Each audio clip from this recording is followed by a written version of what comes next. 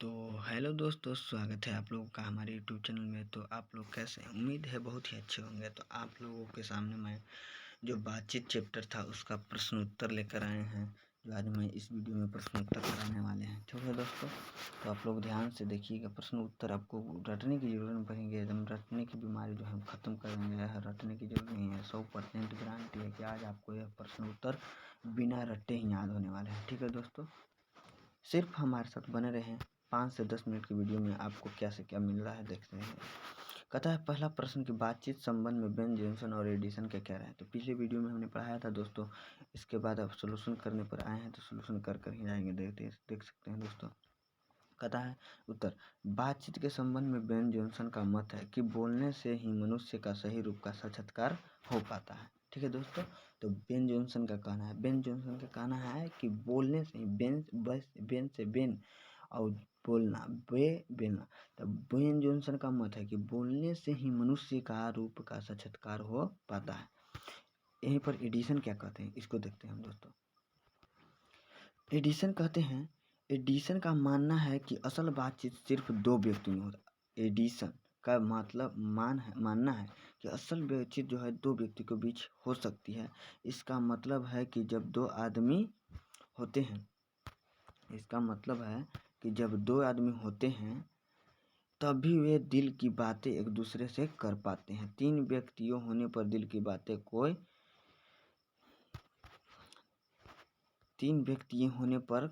कोसों दूर जाती है। मतलब कि तीन व्यक्ति जब रहेंगे ना तो दिल की बात कोसों दूर तक जाती है। यानी कि तीन व्यक्तियों में असल बातचीत नहीं हो सकती है, दो व्यक्तियों में असल बातचीत हो सकती है। तीसरे आदमी के आते ही तो वो अपना बात समाप्त कर लेते हैं या उस व्यक्ति को अज्ञानी समझते हैं। जिस प्रकार गर्म दूध और ठंडा पानी का बर्तन सटाकर रखने पर दूध का बर्तन ठंडे पानी के बर्तन को गर्म कर देता है।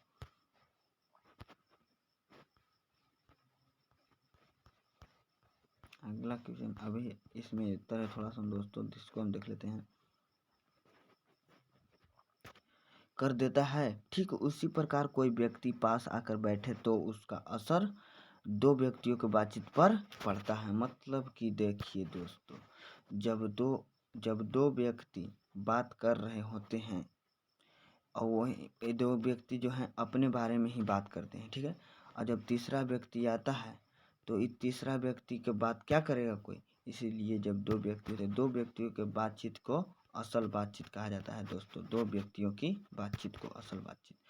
दूसरा प्रश्न हमारा कहता है कि आर्ट ऑफ कन्वर्सेशन क्या है। तो पिछले वीडियो में मैंने बहुत ही अच्छे तरीके से पढ़ाया है दोस्तों। आप लोग अगर नहीं पढ़े हैं तो वो वीडियो जाकर जरूर देखें। तो आर्ट ऑफ कन्वर्सेशन किसे कहते हैं। उत्तर है कि आर्ट ऑफ कन्वर्सेशन बात करने की एक कला है जो यूरोप के लोगों में ज़्यादा प्रचलित है। यह बातचीत की यह एक विशेष कला है। इसमें एक ऐसी चतुराई भरी प्रसंग छोड़े जाते हैं जिसे सुनकर कान को अत्यंत सुख मिलता है। इसे हम शुद्धि गोष्ठी कहते हैं। कपट नहीं होता है बल्कि यह एक वातावरण को सरस बनाता है। मतलब कि दोस्तों यह एक इतनी प्रसंग छोड़ने वाले बातें होते हैं दोस्तों कि यह एक दुनिया को मतलब कि गोष्ठी बना देते हैं। शुद्ध गोष्ठी मतलब कि एकदम शर्मसार कर देती है दोस्तों। आगे बढ़ते हैं। अगला प्रश्न कहता है व्याख्या करें। ठीक है दोस्तों, तीसरा प्रश्न हमारा पर कहता है व्याख्या करें। सच है का प्रश्न है जो व्याख्या करना है। सच है, जब तक मनुष्य बोलता नहीं तब तक उसका गुण दोष प्रकट नहीं होता है। यह बात सच है कि जब तक मनुष्य कोई बोलता नहीं है, जब तक उसके गुण और दोष को प्रकट नहीं किया जा सकता है। इसका उत्तर है दोस्तों, प्रस्तुत पंक्ति बालकृष्ण भट्ट के द्वारा निबंध बातचीत से ली गई है। इस निबंध में लेखक मनुष्य में मौजूद अनमोल गुण वाक शक्ति के बारे में बोलते हैं। लेखक कहते हैं कि मनुष्य के बोलने से ही उसके गुण दोष का पता चलता है। मशहूर निबंधकार एडिसन और बेन जॉनसन का भी ऐसा मानना है। मशहूर लेखक मतलब जो है कि बहुत ही इनका मानना है कि बातचीत दो व्यक्तियों के बीच हो सकता है। कहते हैं मनुष्य के अंदर अच्छाई और बुराई बातचीत से ही बाहर निकलता है, अतः हम कह सकते हैं कि बातचीत व्यक्ति के गुण और दोष को प्रकट करते हैं। ये दोस्तों क का जो है हमने व्याख्या बहुत अच्छी तरीके से कर दिया। उम्मीद है बहुत अच्छे से याद हो रहा होगा आपको। इसका PDF भी आपको मिलेगा। अगर PDF चाहते हैं तो इस नंबर पर संपर्क कर सकते हैं दोस्तों, 70 33 56 और 93 93 71 दोस्तों। यह हमारा व्हाट्सअप नंबर है जिस पर आपको मैसेज कर हमारा जो है PDF इसका ले सकते हैं दोस्तों। ठीक है दोस्तों। अब ख का हम व्याख्या करेंगे दोस्तों। तो ख हमारा कहता है कि हमारी भीतरी मनोवृत्ति प्रतिक्षण मतलब कि तुरंत एकदम जल्दी नए नए रंग दिखाया करती हैं।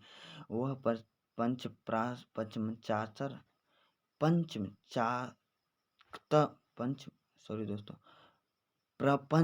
प्रपंचात्मक संसार का एक बड़ा भारी आईना है। प्रपंचात्मक भारी आईना है जिसे जैसे चाहो सूरत देख लेना, कोई दुर्घट बात नहीं है। तो इसके उत्तर की ओर बढ़ते हैं दोस्तों हम लोग। तो प्रस्तुत पंक्तियां बालकृष्ण भट्ट के द्वारा निबंध है, बातचीत से लिया गया है। लेखक कहते हैं कि हमारा चित्त बहुत चंचल है। चित्त चंचलता का कारण आदमी सोच बदलता रहता है। यही कारण है कि एक मनुष्य दूसरे मनुष्य को अपने दोस्त या दुश्मन मानता है।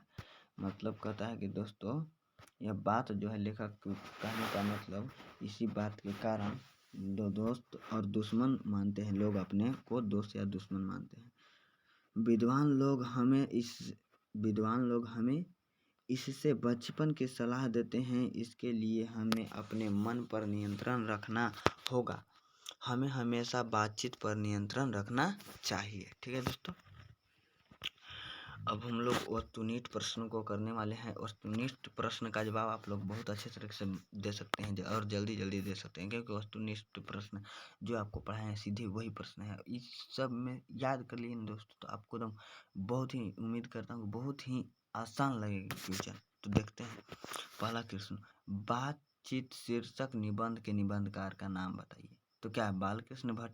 बातचीत बालकृष्ण भट्ट। बा से बातचीत, ब से बालकृष्ण भट्ट। उम्मीद है पहला क्वेश्चन याद हो गया। दूसरा कहता है कि बालकृष्ण भट्ट का जन्म कब हुआ था? तो 23 जून 1844 ईस्वी को 23 जून 1844 ईस्वी को बालकृष्ण भट्ट का जन्म 23 जून 1844 ईस्वी को हुआ था दोस्तों। ठीक है। बालकृष्ण भट्ट का निधन कब हुआ था? 20 जुलाई 1914 ईस्वी में। 20 जुलाई 1914 ईस्वी में। 20 जुलाई 1914 ईस्वी में। अगला क्वेश्चन है, बालकृष्ण भट्ट का जन्म कहाँ हुआ था? इलाहाबाद उत्तर प्रदेश में। इलाहाबाद उत्तर प्रदेश में। इलाहाबाद का दूसरा नाम क्या है दोस्तों? तो प्रयागराज है दोस्तों। क्या है? प्रयागराज। यह इलाहाबाद का दूसरा नाम। ठीक है दोस्तों। बालकृष्ण भट्ट मोटा मोटी कुल कितने निबंध लिखे हैं? तो हम दोस्तों पढ़ाए हैं। अगर आप लोग नहीं पढ़े हैं तो पिछले वीडियो में जाकर जरूर पढ़ें। 1000 कितने हैं? मोटा मोटी निबंध 1000 है।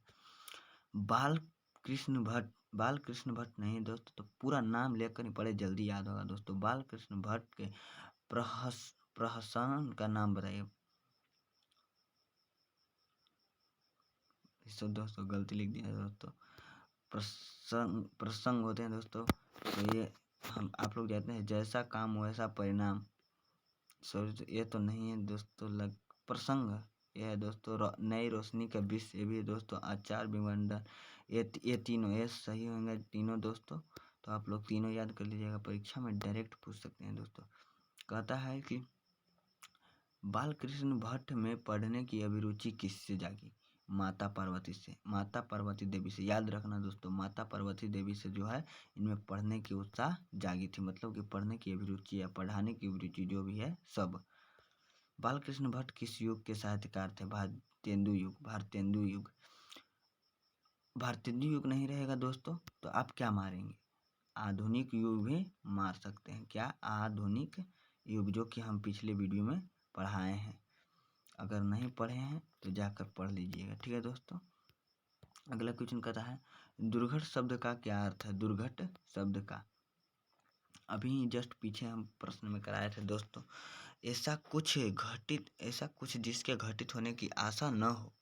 मतलब कि दुर्घट शब्द का अर्थ क्या है? तो ऐसा जो दुर्घटना होने की संभावना न हो, आशा हो न हो।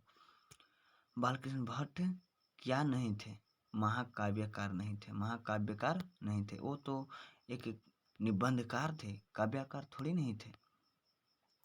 बालकृष्ण भट्ट किस काल के? देखिए दोस्तों, काल पूछेगा तो आधुनिक काल आ गया एकदम। युग भी होता है दोस्तों, आधुनिक युग होता है, एक आधुनिक काल होते हैं। यहाँ पर अगला क्वेश्चन है, बालकृष्ण भट्ट की रचना बातचीत क्या है? बातचीत क्या है? तो बातचीत एक करने की शैली है। जो दोस्तों आप लोग देख सकते हैं, ललित निबंध है। बातचीत क्या है? ललित निबंध। आप कहेंगे कि निबंध होता है, एक ललित निबंध क्या है? तो याद रखिएगा, ललित निबंध है, मतलब कि यह एक बहुत ही अच्छा निबंध है। अगर कहता है कि दमयंती स्वयंवर किस लेखक की है? बालकृष्ण भट्ट की है। अगला क्वेश्चन है, बातचीत के माध्यम से बालकृष्ण भट्ट क्या बतलाना चाहते हैं? बातचीत की शैली क्या बताना चाहते हैं? तो बातचीत की शैली बताना चाहते हैं। अगला क्वेश्चन है, अशिक्षित लोगों को बातचीत को क्या कहते हैं? अशिक्षित लोग बातचीत को क्या कहते हैं? तो बतकही कहते हैं। यही अशिक्षित बोले तो अनपढ़ लोगों की पहचान है। ठीक है दोस्तों, संवाद में सबसे महत्वपूर्ण क्या है? आत्मीयता। क्या है दोस्तों? आत्मीयता।